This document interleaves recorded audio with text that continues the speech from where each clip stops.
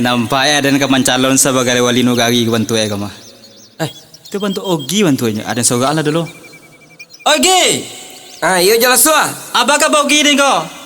Terangga kaman calon lo kamu Itu iya. sebagai itu. Kalau ambo sebagai wali korong. Wali korong. Oh, patihan nanya tuh. Apa masyarakat kirinya? Ali do bantu ya kamu milih Ogi kau. Iko mah jelas suah.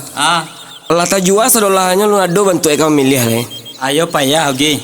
Mengumpul masyarakat ini gak payah bantu Ogi. Karena aku apa acara kali kau. Itu bantu calon-calon wali nari oleh korong ya. Dendakian pejabat 20. Jelas semua. Oi, ada gebot mah. Oke. Iya. Takkan ada mo.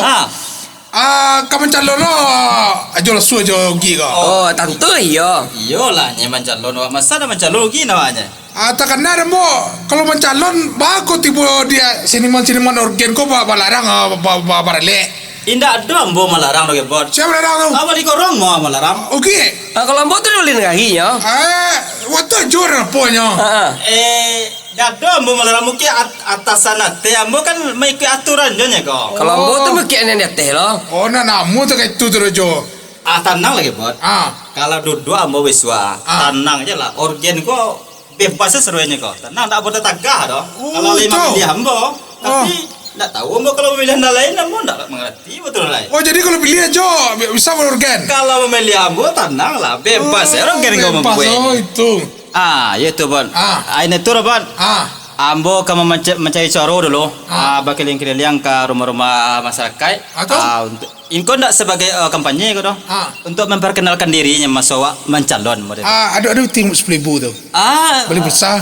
Tenang lah tu aku sugi minta kau. Sugi. Ayo, ambo bayi lo deh. Ayo, lelo jo. Ada deh. Ayo. Ambo tu pai lo lai. Kemana ke?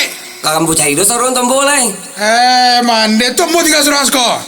Tu yo, tombo cari lo sarung tombo lai. Tu mau 300 ko. Tu apa lo? Mande. Cikola nasib. Orang kalau kau mencalon wali negari, mencalon wali korong, nabaan, tiba awak orang organ ko nyeladang sadola, nak boleh barale doje. Atanayo orang organ ko, kama mangadu dele ko, kama de mangadu le ko ma.